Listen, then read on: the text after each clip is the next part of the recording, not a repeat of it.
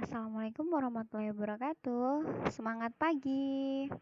Oke, ketemu saya lagi ya. Walaupun kita nggak ketemu di sekolah, dengar suara saya aja kayaknya kayak di sekolah ya. Oke, kita hari ini akan belajar mata pelajaran produk kreatif dan kewirausahaan.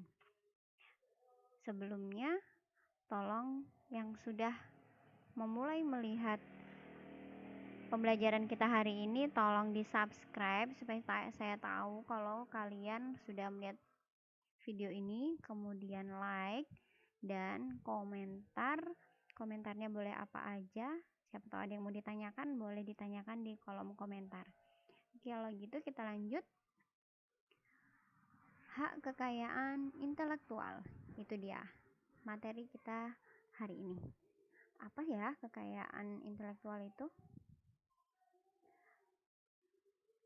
Hak kekayaan intelektual itu merupakan hak yang diberikan kepada orang-orang atas hasil dari buah pikiran mereka. Buah pikiran tersebut bisa berupa tulisan, kreasi artistik, simbol-simbol, penamaan, citra, dan desain yang digunakan dalam kegiatan komersil. Kegiatan komersil itu apa? Ya, kegiatan komersil itu adalah kegiatan yang dapat menghasilkan keuntungan gitu ya. Jadi hak kekayaan intelektual itu biasanya diperoleh oleh orang-orang yang bisa menciptakan sesuatu. Contohnya, dia menciptakan lagu itu dia ingin memiliki hak kekayaan intelektual atas lagu tersebut, jadi dia mendaftarkan lagu tersebut menjadi miliknya. Berarti dialah yang menciptakan lagu tersebut.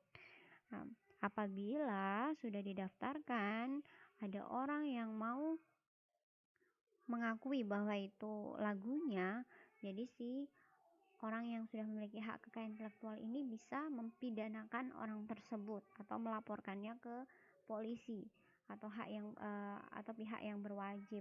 Kemudian kalau ada penyanyi yang ingin menyanyikan lagu ciptaannya tersebut, dia harus membayar yang namanya royalti ya, sejumlah uang yang disebut royalti tersebut kepada si pencipta lagu tersebut. Kalau tidak, si pencipta lagu tersebut bisa mempidanakan artis yang menyanyikan lagu tersebut. Oke, kita lanjut lagi. Nah, kalau sudah tahu tentang pengertian hak kekayaan intelektual tersebut, di mana sih kita mendaftarkan hak kekayaan intelektual itu? Kalau kita mau mendaftarkannya, kita bisa daftarkan di 3 tempat tersebut. Yang pertama, Direktorat Jenderal Hak Kekayaan Intelektual. Ini tempatnya di Jakarta. Kita bisa langsung ke sana kalau memang kita berwilayah dekat dengan kota Jakarta. Tapi kalau kita jauh, ini ada lagi Kementerian Hukum dan Hak Asasi Manusia Republik Indonesia. Ini berkedudukan di semua provinsi di Indonesia. Jadi kalau kita di Kalimantan Timur, berarti kedudukannya ada di Samarinda. Oke, atau kalau kejauhan nih di Samarinda ada lagi Kuasa Hukum Konsultan Hak Kekayaan Intelektual atau kita singkat dengan HKI yang terdaftar. Jadi Biro Konsultan Hukum yang bisa kita mintain tolong untuk mendaftarkan apa yang ingin kita miliki kekayaan intelektual tersebut. Itu ya. Oke, next. Oke, ini ada beberapa pengertian. Menurut WIPO atau World Intellectual Property Organization, badan dunia yang di bawah naungan PBB, untuk isu HKI, hak kekayaan intelektual, terbagi atas beberapa kategori. Yang pertama, hak kekayaan industri, hak cipta, hak paten, hak merek, hak desain industri, indikasi geografis, rahasia dagang, serta desain tata letak sirkuit terpadu. Ini beberapa kategori hak kekayaan intelektual yang bisa kita daftarkan, yang bisa kita miliki. Tapi di sini ada berbeda-beda ya pengertiannya. Jadi tidak semuanya misalnya kalau hak atas menciptakan lagu atau menciptakan tarian, itu berarti kita daftarkannya adalah hak cipta, bukan hak paten. Oke, untuk selanjutnya kita bisa lihat pengertian-pengertiannya untuk tahu perbedaan dari kategori-kategori ini. Oke, kita lanjut. Nah, kalau hak kekayaan industri ini mencakup penemuan, paten, merek, desain industri, dan indikasi geografis. Dari sumber WTO, masih ada hak kekayaan intelektual lainnya yang termasuk dalam kategori ini, yaitu rahasia dagang dan desain tata letak sirkuit terpadu.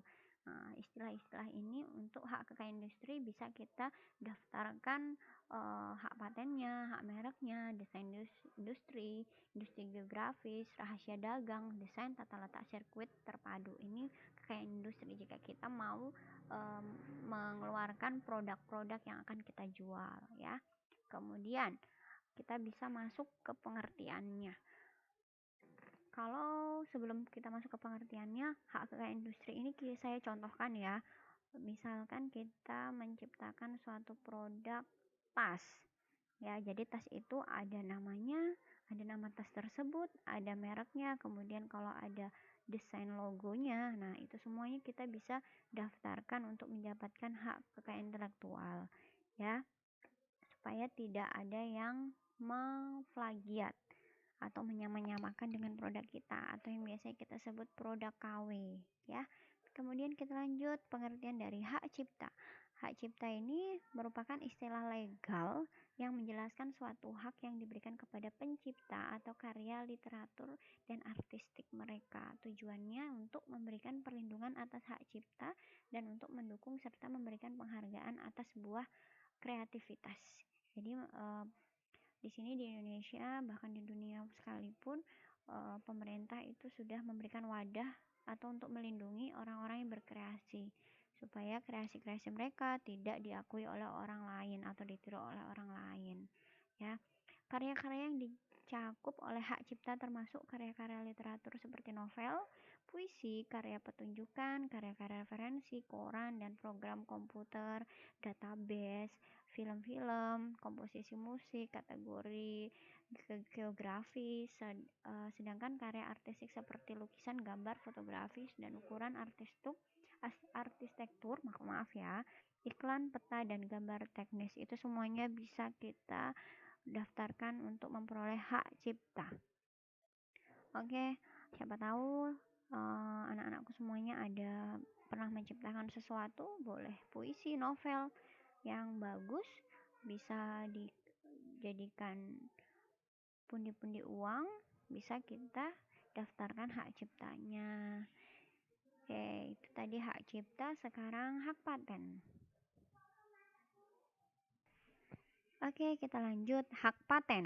Hak paten ini adalah hak eksklusif yang diberikan atas sebuah penemuan, dapat berupa produk atau proses secara umum, suatu cara baru untuk membuat sesuatu atau menawarkan solusi atas suatu masalah dengan teknik baru. Hak paten memberikan perlindungan terhadap pencipta atas penemuannya. Perlindungan tersebut diberikan untuk periode yang terbatas ya, jadi ada batasannya 20 tahun saja. Perlindungan yang dimaksud di sini adalah penemuan tersebut tidak dapat secara komersil dibuat, digunakan, disebarkan atau dijual tanpa seizin dari si pencipta. Nah, jadi semisalnya ada seseorang yang menemukan suatu formula baru seperti sekarang ini yang lagi langka adalah BBM ya. Ada seseorang yang menciptakan BBM mungkin berbahan yang lain, yang beberapa yang sudah kita dengar informasinya bahwa ada yang menciptakan BBM itu dari bahan plastik, sampah plastik, ada yang dari kotoran hewan itu dijadikan suatu gas yang bisa digunakan oleh masyarakat banyak. Nah, itu proses-proses seperti itulah yang bisa didaftarkan kepada pihak-pihak yang sudah saya sebutkan tadi di awal itu untuk memiliki hak kekayaan intelektual. Jadi dialah yang penemu dari proses-proses tersebut gitu ya. Tapi ini hanya berjangka 20 tahun. Setelah 20 tahun bebas kembali. Kalau misalnya ada lagi yang menemukan produk yang sama, cara yang sama, mau mendaftarkan hak patennya boleh sekali. Oke, next. Merek adalah suatu tanda tertentu yang dipakai untuk mengidentifikasi suatu barang atau jasa, sebagaimana barang-barang atau jasa tersebut diproduksi atau disediakan oleh orang-orang atau perusahaan tertentu. Merek membantu konsumen untuk mengidentifikasi dan membeli suatu produk atau jasa berdasarkan karakter dan kualitasnya yang dapat teridentifikasi dari merek yang unik. Jadi merek ini pun suatu produk, barang atau jasa harus memiliki merek. Kenapa? Supaya orang-orang itu tahu barang mana sih yang harus dibeli. Semisal produknya sama, sabun cuci tangan yang lagi ngetren sekarang ya, sabun cuci tangan. Nah, kita itu mau membelinya pasti melihat mereknya. Yang mana sih yang bagus, mana merek terkenal. Nah, jadi supaya tidak ada yang memanipulasi merek-merek tersebut, maka pihak komersil yang berada di bidang ini harus mendaftarkan mereknya supaya tidak ditiru oleh orang lain seperti itu. Oke, next. Nah, desain industri itu adalah aspek ornamental atau estetis pada sebuah benda. Desain tersebut dapat mengandung aspek ada 3 dimensi seperti bentuk atau permukaan benda, atau aspek 2 dimensi seperti bola, garis, atau warna. Nah, desain ini yang dimiliki oleh suatu industri untuk melihat produk-produk mereka itu berbeda daripada produk orang lain. Ya, jadi desain pun tidak sembarangan. Kita pun melihat produk yang biasa kita lihat itu barang ya. Kalau kita melihat-lihat produk-produk itu kan ada desainnya tersendiri, yang kadang kita melihat logo atau warna dari desain kemasan itu kita sudah tahu kalau ini adalah produksi A, produksi B. Nah, jadi desain ini sangat-sangatlah penting bagi seorang pekerja komersil supaya ternama produknya. Nah, seperti kemasan mie instan. Kita dengan melihat saja kemasan dari jauh mungkin tidak terbaca tulisannya itu adalah mie apa, tapi dengan melihat kemasannya, desainnya, kita sudah tahu kalau itu adalah mie A, mie B, mie C. Ya kan? Apalagi kalian pencinta mie instan. Oke, saya rasa yang lainnya bisa dibaca sendiri. Oke, kalau belum paham nanti bisa komen nih. Ya, pertanyaannya boleh di kolom komentar. Oke, next.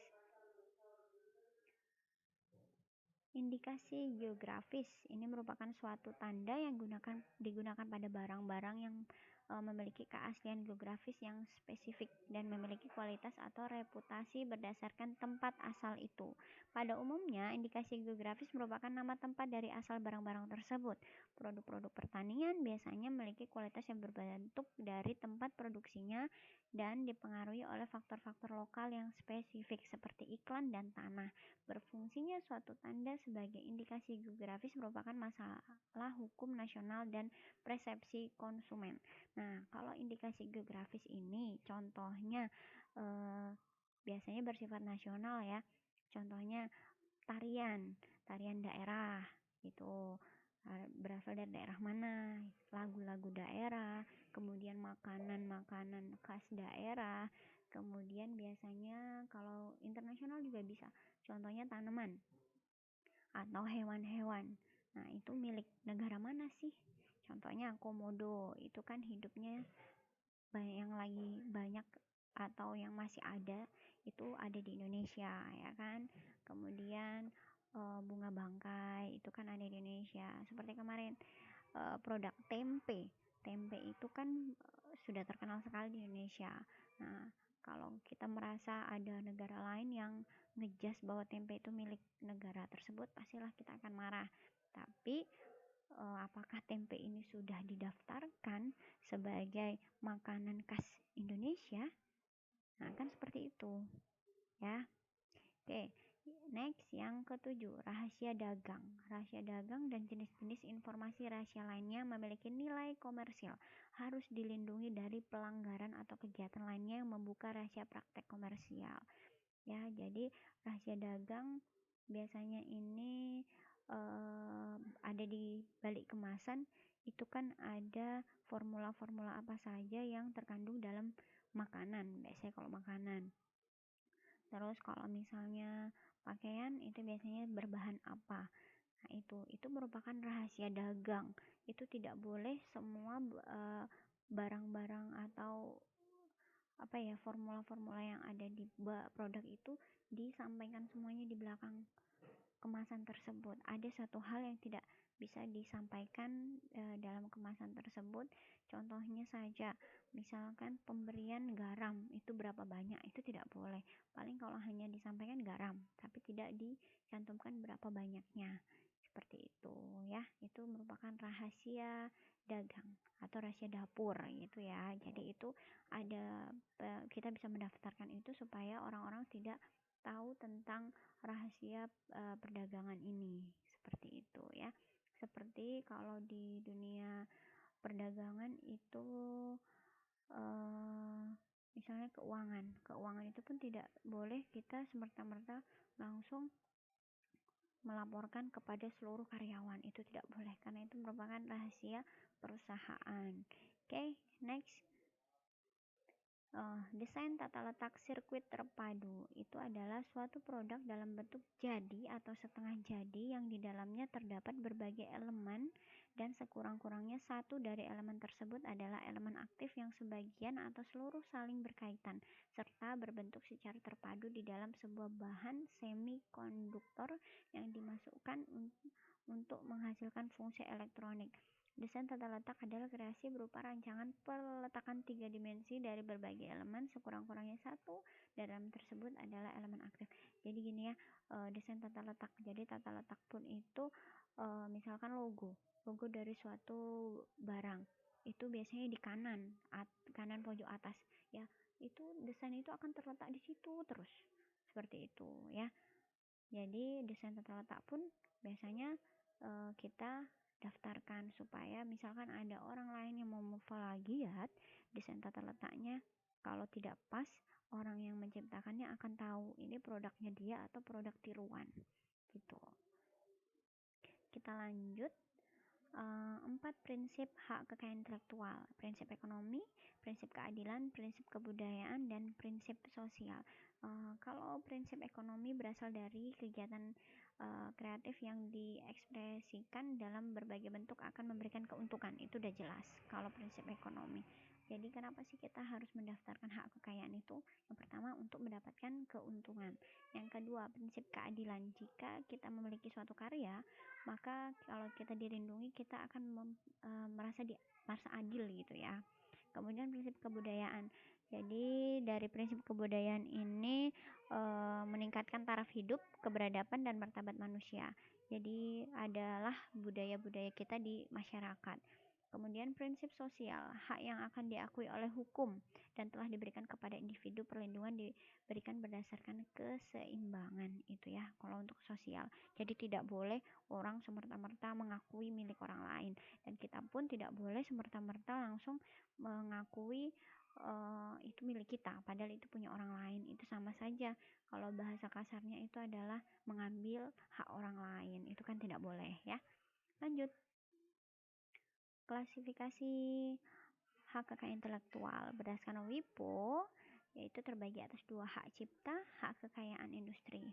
Nah, ini tadi sudah kita jelaskan ya. Ini menurut WIPO aja ini. Oke, kalau dasar-dasar hukumnya di sini ada undang-undangnya, boleh dilihat di situ ya, boleh dibuka ini undang-undangnya. Oke, kita lanjut aja. Untuk selanjutnya ini hak cipta menurut Undang-Undang Hak Cipta.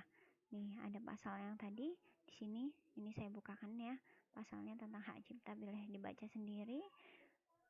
Kemudian hak cipta ini masih lanjutan yang tadi karena tidak cukup di satu lembar ya. Kemudian kita lanjut.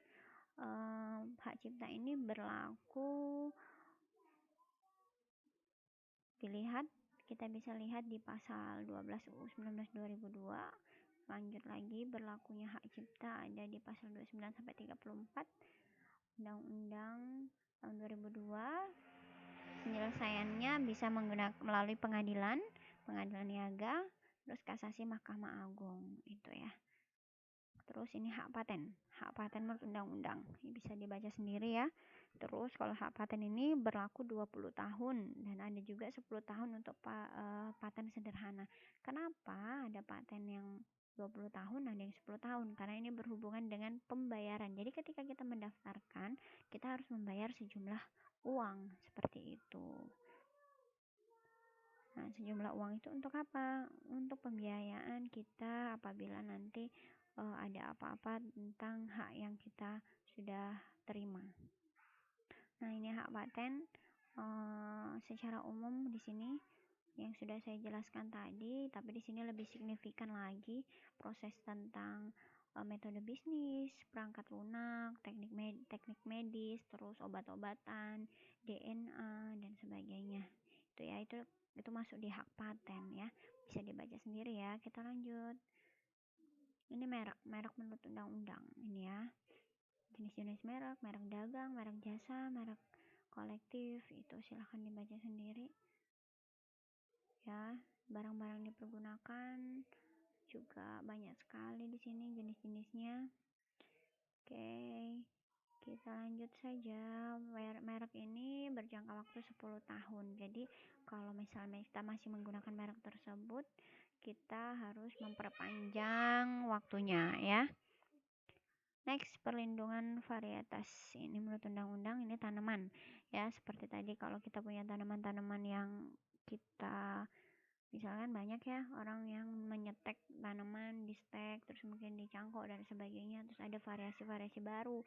Nah, seperti kalau di pertanian ini yang sering jagung, yang dulunya jagung kalau tanam bijinya cuma satu, sekarang bisa bijinya jadi 2 dalam satu pohon dan besar-besar. Nah, itu harus dipatenkan. Kalau tidak, banyak orang yang akan meniru produk itu. Karena apa? Tanaman itu bibit itu dijual. Jadi kan menguntungkan ya. Tuh, oke. Kemudian perlindungan ini ada di pasal 4, 20 tahun juga untuk waktunya ya. Tapi kalau untuk tanaman tahunan yang dipanen setiap tahun itu 25 tahun jangka waktunya. Oke, rahasia dagang ini menurut pasal-pasalnya menurut undang-undang ini ya. Kemudian ini lanjutannya tadi. Terus desain industri. Ini menurut pasal 1 undang-undangnya seperti ini kurang lebih yang seperti yang sudah saya jelaskan tadi.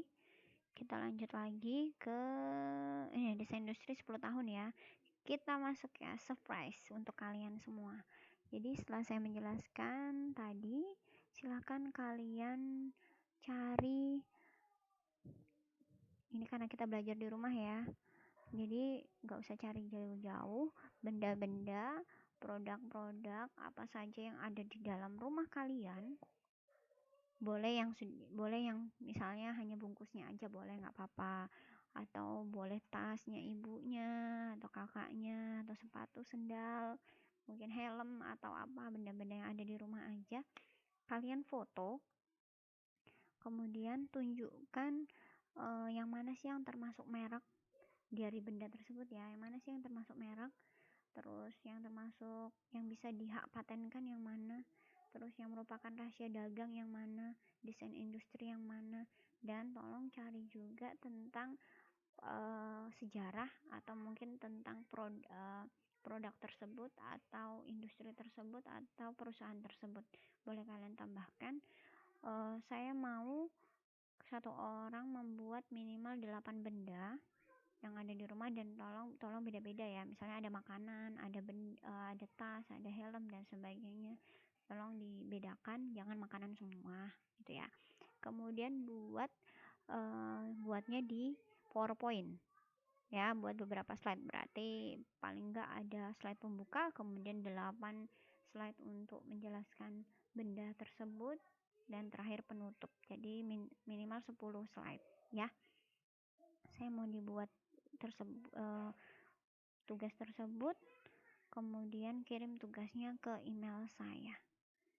Oke, saya rasa cukup jelas, yang kurang jelas bisa ditanyakan di kolom komentar. Oke, sekian penjelasan dari saya, semoga bermanfaat. Sekian, salam sayang dari saya untuk kalian semua. Jaga kesehatan di rumah, tetap belajar, jangan males-malesan. Semangat! Wabillahi taufiq walhidayah. Wassalamualaikum warahmatullahi wabarakatuh.